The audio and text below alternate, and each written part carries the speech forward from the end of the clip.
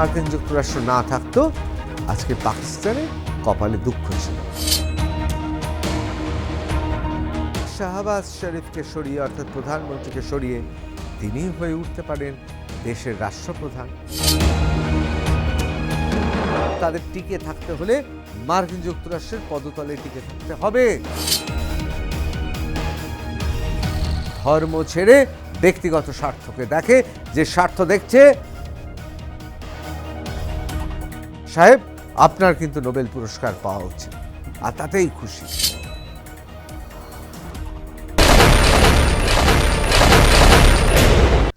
শুরু করছি রণক্ষেত্র। আমি ঋতব্রত ভট্টাচার্য। ট্রাম্প সাহেব তার ঘোর নিন্দুকেরাও বলতে পারবেন না বা তার নিন্দে করতে পারবেন না যে তিনি লাজুক, না, ওই রকম তার অভ্যেস নয়। ওই যে মুখে লাজ কিন্তু পেটে খিদে, এমন ধরন মানুষ তিনি নন। যা বলেন সরাসরি বলেন। ভারত পাক যুদ্ধ থামিয়ে কি বলেছিলেন?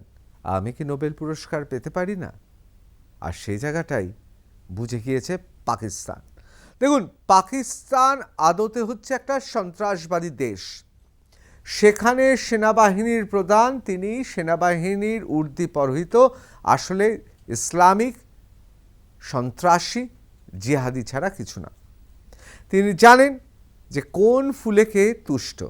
তাই হোয়াইট হাউসে যখন তাকে তলব করা হলো, মানে ইরানের সঙ্গে যদি ইসরায়েলের যুদ্ধ আরও বেড়ে যায়, মার্কিন যুক্তরাষ্ট্রকে যদি সেখানে থাকতে হয়, তাহলে পাকিস্তান হবে গোটা মার্কিন যুক্তরাষ্ট্রের বেস, মানে বেস ক্যাম্প।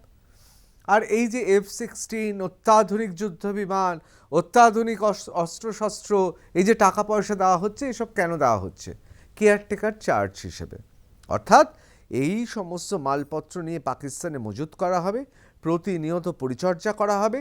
যদি যুদ্ধ সেরকম জায়গায় পৌঁছায়, তাহলে পাকিস্তানে চলে আসবেন মার্কিন সেনারা।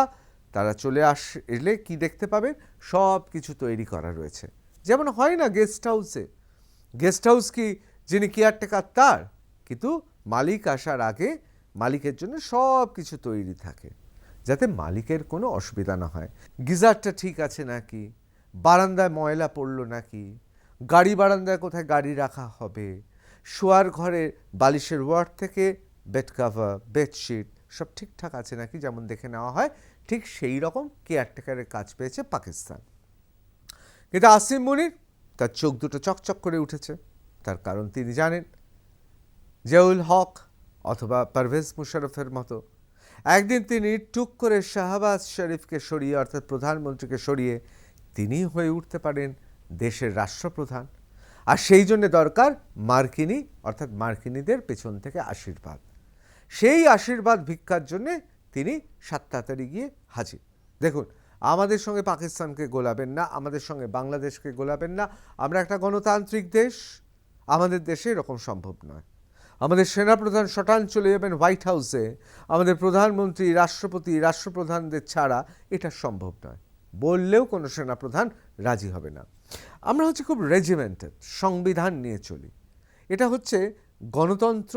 আমাদের এই গোটা ভারতবর্ষকে গোটা পৃথিবীর কাছে শুধু বৃহত্তম গণতন্ত্র করেনি, নজিরবিহীন অবস্থায় আমরা পৌঁছাতে চলেছি। আর সেক্ষেত্রে পাকিস্তানে তো এসব বালাই নেই। অর্থাৎ পাকিস্তানে ডেকেছে, লালা করতে করতে চলে গেল। এবার গিয়ে অবশ্যই তৈলমর্দন করতে হবে।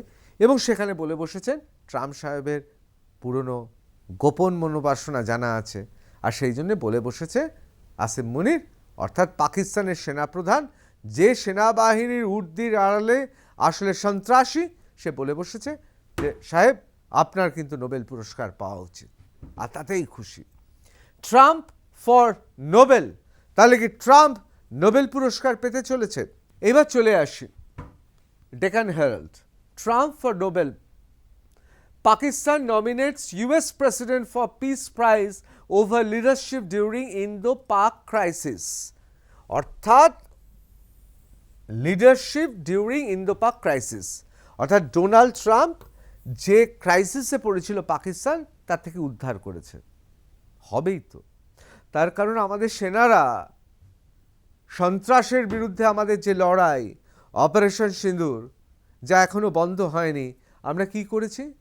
আমরা তাদের 21টা সন্ত্রাসবাদের ঘাঁটির মধ্যে 9টাকে গুড়িয়ে দিয়ে চলে এসেছি। লাহোরের এয়ার সিস্টেম অর্থাৎ এয়ার ডিফেন্স সিস্টেম আমরা তছনছ করে দিয়েছি। আরও যদি কয়েক ঘন্টা সংঘর্ষ গড়াতো তাহলে সব শেষ হয়ে যেত। অর্থাৎ মহা সংকটে পড়েছিল পাকিস্তান। তখন কি করেছিল? তারা শটান ডোনাল্ড ট্রাম্পের পায়ে গিয়ে পড়ে যে ভারত আমাদের এমন মার মারছে আমরা শেষ হয়ে যাব। তখন ডোনাল্ড ট্রাম্প বলল ঠিক আছে। অবশ্যই এটা মনে রাখবেন, ওরা কিন্তু প্রথমে আমাদের ফোন করেছিল, আমরা ফোন করিনি। সুতরাং এই সময়ে যদি মার্কিন যুক্তরাষ্ট্র না থাকতো আজকে পাকিস্তানের কপালে দুঃখ ছিল। আর সেই মহা সংকটকালে কে উদ্ধার করেছে পাকিস্তানকে? মার্কিন যুক্তরাষ্ট্র। মার্কিন যুক্তরাষ্ট্রের কে উদ্ধার করেছে? তারা জানে যে সন্ত্রাসবাদের আতুর ঘর, তা সত্ত্বেও পাকিস্তানকে উদ্ধার করেছে। আর সেই কারণে হোয়াইট হাউসে পৌঁছেই আসিম মুনির বলছেন যে আপনার নোবেল পুরস্কার পাওয়া উচিত। আর সেই কারণেই পাকিস্তান নমিনেট করছে নোবেল প্রাইজ ফর পিস অর্থাৎ শান্তির জন্য নোবেল পুরস্কারের জন্য। Pakistan Prime Minister Shahbaz Sharif, US President Donald Trump. Pakistan has nominated US President Donald Trump for 2026 Nobel Peace Prize in recognition of his decisive diplomatic intervention and pivotal leadership during the recent India-Pakistan crisis. ব্যাপারটা স্পষ্ট হলো, মারছিল ভারত, উদ্ধার করেছে, রক্ষা করেছে। আমরা সন্ত্রাসবাদী জেনেও আমাদের রক্ষা করেছে, সেই জন্যে আমরা তাকে নোবেল পুরস্কার অর্থাৎ 2026-এর নোবেল পুরস্কার, শান্তি নোবেল পুরস্কারের জন্য আমরা তাকে মনোনীত করতে চাই। আসিম মুনির চাকর বাকর বলে এসেছে, ভয় আছে পাকিস্তানের প্রধানমন্ত্রী বেচারা শাহবাজ শরীফ। তিনি জানেন যে কোনো দিন আসিফ মুনির তার মসনদে বসে পড়তে পারেন এবং তাকে নিক্ষেপ করবে কারাগারে, যেমনটা করেছে জিয়াউল হক, যেমনটা করা হয়েছে অন্যদের। সুতরাং পারভেজ মুশারফ থেকে শুরু করে প্রত্যেকে অর্থাৎ সেনা প্রধান থেকে তারা রাষ্ট্রপ্রধান হয়ে গেছে। সেই ভয়েতে যে যাতে মুনির না রাগ করে, আসিম মুনির বেশি নম্বর পেয়ে গেল, ও হোয়াইট হাউসে গিয়ে ভালোভাবে তৈলমর্দন করে এসেছে, আমি কেন বাবা বিপদে পড়ি। তাই এও গলা ফাটিয়ে চিৎকার করছে যে আমরা চাই তোমাকে মনোনীত করা হোক, তুমি শান্তি পুরস্কার পাও। Zero dignity, Pak faces brickbats within and outside over Trump Nobel proposal. হ্যাঁ, খুব তো চেয়েছিল আসিম মুনির এবং শরীফ অর্থাৎ শাহবাজ শরীফ। Several Pakistani activists and the authors took to social media to slam Pakistan, reminding the government of Donald Trump's support to genocidal war in Gaza and Israel's bombing of Iran. অর্থাৎ একদিকে গাজা ধ্বংস হচ্ছে, কে করছে? ইসরায়েল করছে। সেই ইসরায়েলের পেছনে কে? মার্কিন যুক্তরাষ্ট্র। আবার অন্যদিকে ইরান আক্রমণ করেছে ইসরায়েল, তার পেছনেও মার্কিন যুক্তরাষ্ট্র। ইসলামিক ভাবাবেগে লাগছে। সেই জায়গা থেকে পাকিস্তানের যারা অথর রয়েছেন অর্থাৎ লেখক, যারা অ্যাক্টিভিস্ট, যারা সংগঠক, যারা সরব হচ্ছেন, তারা সামাজিক মাধ্যমে যে এটা কি করে সম্ভব। কিন্তু তারাও জানে যে শাহবাজ শরীফের কিছু করার নেই, আসিম মুনিরের কিছু করার নেই। তার কারণ তাদের টিকে থাকতে হলে মার্কিন যুক্তরাষ্ট্রের পদতলে টিকে থাকতে হবে। তাদের টিকে থাকতে গেলে ওই ইরান, ওই গাজা ভুলে যেতে হবে, ইসলামিক ব্রাদারহুড ভুলে যেতে হবে, তাদের ক্ষমতায় থাকতে হবে। পাকিস্তানের মানুষ বুঝুক,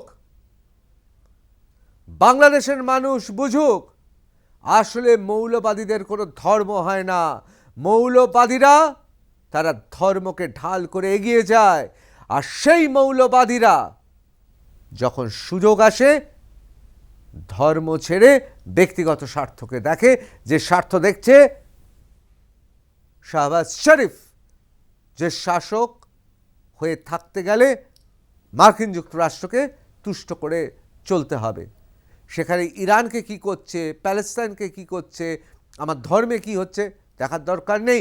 একই পথের পথিক, বরং প্রতিদ্বন্দ্বী বলা যেতে পারে আসিম মুনির, কারণ সেনাপ্রধান চায় শাহবাজ শরীফের মাসনদে বসতে। জিরো ডিগনিটি, এদের পাকিস্তানের মানুষ আর সম্মান করছে না। Pakistan nominates Donald Trump for 2026 Nobel Prize for Peace. Pakistani activists, authors, diplomats slam government. অর্থাৎ পাকিস্তানের অ্যাক্টিভিস্টরা, অথার্স, লেখকরা, ডিপ্লোম্যাটসরা তারা প্রায় চড় কষিয়ে দিয়েছে সামাজিক মাধ্যমে পাকিস্তানকে। Mention Trump support for the genocide war in Gaza. তাদের বক্তব্য হচ্ছে গাজাতে যে যুদ্ধ হচ্ছে, প্রতিনিয়ত গাজাতে যে আক্রমণ হানাচ্ছে ইসরায়েল, তার পেছনে তো মার্কিন যুক্তরাষ্ট্র। ইরানে এই যে ইসরায়েল আঘাত করলো, এর পেছনেও তো মার্কিন যুক্তরাষ্ট্র। তাহলে কেন আমাদের দেশের প্রধানরা, মানে পাকিস্তানের অথর, ডিপ্লোম্যাট, যারা কূটনীতিক, সাহিত্যিক, পাকিস্তানের সাধারণ মানুষ, তারা সরব হয়েছে সামাজিক মাধ্যমে। এবার চলে আসি আল জাজিরা কি বলছে। ট্রাম্প সেজ ইউএস ইন্টেলিজেন্স রং। ট্রাম্প নিজে বলছেন ইউএস ইন্টেলিজেন্স রং, ভুল, আমাদের ইন্টেলিজেন্স ভুল, about Iran not building nuclear bomb. এই যে ইরান যে নিউক্লিয়ার বম্ব তৈরি করছে না, এই তথ্যটা পুরোপুরি ভুল। কে বলছেন? স্বয়ং ইউএস প্রেসিডেন্ট বলছেন। US president doubles down on claim Iran is building nuclear weapon, again contradicting US intelligence community. অর্থাৎ তার কাছে যে আগে রিপোর্ট এসেছিল, United States President Donald Trump has said his director of national intelligence was wrong when she testified that Iran was not building a nuclear weapon and that Supreme Leader Ayatollah Ali Khamenei had not reauthorized the country's suspended nuclear weapon program. দেখুন, এখানে আপনাদের দুটো কথা বলতে হয়। একটা হচ্ছে ইউএসএর রিপোর্ট ছিল, ইন্টেলিজেন্স রিপোর্ট ছিল, গোয়েন্দা বিভাগের রিপোর্ট ছিল যে না, ওরা এখন নিউক্লিয়ার ওয়েপন নেই ওদের কাছে, ওরা নিউক্লিয়ার ওয়েপন করছে না। এমনকি বলা হয়েছিল যে ওখানকার যিনি সুপ্রিমো, ধর্মীয় এবং রাজনৈতিক সুপ্রিমো, তিনি রিঅথরাইজ করেননি, অর্থাৎ আবার অনুমোদন দেননি যে ওয়েপন প্রোগ্রাম, অর্থাৎ পারমাণবিক অস্ত্রের যে পরীক্ষা নিরীক্ষা চলছিল তা চালিয়ে যেতে। ডোনাল্ড ট্রাম্প বলছেন এটা ভুল, না, তার কাছে খবর আছে। The comments come from Trump earlier this week cast ডাবল on Tulsi Gabbard's March 25 report to Congress, in which she খুব পরিষ্কার করে বলেছিল ইউএস ইন্টেলিজেন্সের কাছে যে রিপোর্ট আছে সেই রিপোর্ট অনুযায়ী তারা করছে না। ট্রাম্প বলছে আই ডোন্ট কেয়ার, আমি ওসব কেয়ার করি না। That the intelligence communities finding contradicted his own claims, says Iran was in the late stage of developing a nuclear. এখন প্রশ্ন হচ্ছে ট্রাম্প এত জোর দিয়ে বলছেন কেন যে ইরান এই মুহূর্তে দাঁড়িয়ে তাদের লেটেস্ট স্টেজ, মানে একদম প্রায় কাছাকাছি চলে এসেছে পারমাণবিক অস্ত্র তৈরির। এই তথ্য কোথায় দিল, কোথায় পেল? দেখুন, এ নিয়ে নানা মত আছে। অনেকে বলেন মোসাদের কাছে সেই তথ্য আছে, ইরান কোথায় কোথায় কি করছে, পরীক্ষা করছে, গোপনে অস্ত্র তৈরি করছে। ডোনাল্ড ট্রাম্প কি তাহলে মোসাদের ফাইলকে বেশি গুরুত্ব দেন, গোপন রিপোর্টকে বেশি গুরুত্ব দেন নিজের দেশের গোয়েন্দা বিভাগ থেকে? প্রশ্ন উঠেছে। তাহলে মোসাদ কার কথা শুনছেন? প্রশ্নটা আমিও রাখলাম। এবার চলে আসি। Trump says it's very hard to ask Israel to stop air strikes on Iran amid military gains. Trump বলছে আমার পক্ষে এটা সম্ভব নয়। আরে ভারত যখন পাকিস্তানে ঢুকে মারতে শুরু করেছিল, এমন মার মেরেছে যে লাহোরের মাথার উপর থেকে এয়ার ডিফেন্স সিস্টেম উড়ে গেছে। এমন মার মেরেছে যে 21টা জঙ্গি ঘাঁটির মধ্যে 9টা ঘাঁটি পুরো ধূলিসাৎ করে দিয়েছে। সেই সময় একটা ফোন করে এদিক থেকে ওদিক থেকে সুপারিশ করে নিজের সোশ্যাল মিডিয়াতে কি লিখলেন, যে ভারত পাকিস্তান যুদ্ধ বন্ধ হচ্ছে। সেই সময় এত শান্তিপ্রিয়, আর এই সময় ট্রাম্প বলছেন ইটস ভেরি হার্ড, এটা খুব শক্ত, টু আস্ক ইসরায়েলকে বলা যে স্টপ এয়ার স্ট্রাইকস অন ইরানে এয়ার স্ট্রাইক করা বন্ধ করা এই সময় আমার পক্ষে সম্ভব নয়। President Donald Trump on Friday suggested that he is unlikely to press Israel to pause its air strikes on Iran, even as diplomatic efforts stall and global calls for de-escalation intensify. অর্থাৎ যে উত্তেজনা হচ্ছে সেই উত্তেজনাকে প্রশমিত করার কথা বলা হচ্ছে, আর সেই জায়গাতে দাঁড়িয়ে ডোনাল্ড ট্রাম্প বলছে না, আমার পক্ষে ইসরায়েলকে বলা সম্ভব নয় যে তুমি এয়ার স্ট্রাইক করো না, তুমি আকাশপথে তুমি যুদ্ধ বিমান দিয়ে আঘাত হেনো না ইরানকে, আমার পক্ষে বলা শক্ত। US Iran nuclear talks a cover up for Israel attack, Iran's foreign minister. ইরানের ফরেন মিনিস্টার বিদেশ মন্ত্রী আব্বাস আরাগচি কি বলছেন? After Israel launched an attack on Iran just days before scheduled talks with US, অর্থাৎ ইউনাইটেড স্টেটস মার্কিন যুক্তরাষ্ট্রের সঙ্গে কথা বলার কথা ছিল, ঠিক সেই সময় এই আঘাতটা হানা, সেটা নিয়ে প্রশ্ন তুলেছেন ইরানের ফরেন মিনিস্টার আব্বাস আরাগচি। তিনি বলছেন that the country is uncertain weather two trust the United states in diplomatic talks. আচ্ছা, আমরা কি করে বিশ্বাস করব? আমরা আসছি আলোচনা করব বলে আর কয়েকটা দিন বাকি, তার মধ্যে আক্রমণ শুরু হয়ে গেল। তাহলে আমরা কাকে বিশ্বাস করব, কিভাবে বিশ্বাস করব? আরব নিউজ কি লিখছে? Iran Israel launch new attacks after Tehran rules out nuclear talks. আসলে বারবার ইরান বলছে আমাদের কাছে কিছু নেই। দেখুন, ইরাকের ক্ষেত্রেও তাই হয়েছিল। ইরাক বারবার বলেছিল আমাদের কাছে নেই, এবং সেখানে আসা হয়েছিল, কিন্তু টার্গেট অর্থাৎ নিশানা হয়ে গিয়েছিল সাদ্দাম হুসাইন। বংশ পরম্পরায় সেখানে সে সাম্রাজ্য চালিয়ে যাচ্ছে। এখন প্রশ্ন উঠছে, তাহলে কি ইরানও সেই টার্গেটে রয়েছে? প্রশ্ন উঠছে, তাহলে ইসরায়েলে কি শেষ কথা বলছে? এবং ইসরায়েলিদের হয়ে মার্কিন যুক্তরাষ্ট্রের প্রেসিডেন্ট ডোনাল্ড ট্রাম্প জোশওয়াল করছে কেন? এখন 2-3টে প্রশ্ন এই মুহূর্তে আমাদের সবার মাথায় ভিড় করছে। এক, মোসাদের রিপোর্টেই আস্থা তাহলে খোদ মার্কিন প্রেসিডেন্টের, তাহলে এই মুহূর্তে গোটা বিশ্বের সবচেয়ে শক্তিশালী দেশ ইসরায়েল। একদিকে ইরানে আক্রমণ, অন্যদিকে গাজাতে আক্রমণ। অন্ধভাবে তাকে সমর্থন করছে মার্কিন যুক্তরাষ্ট্র, আর পাকিস্তান রব তুলে দিয়েছে ডোনাল্ড ট্রাম্প যাতে 2026-এ নোবেল পুরস্কার পান শান্তির জন্য। আপনাদের কি মত? সত্যি কি ডোনাল্ড ট্রাম্পের শান্তির জন্য নোবেল পুরস্কার পাওয়া এই মুহূর্তে কল অফ দ্য টাইম, অর্থাৎ এই সময় এটাই চাইছে? আপনি কি চাইছেন? অবশ্যই মন্তব্য কমেন্টে জানাবেন।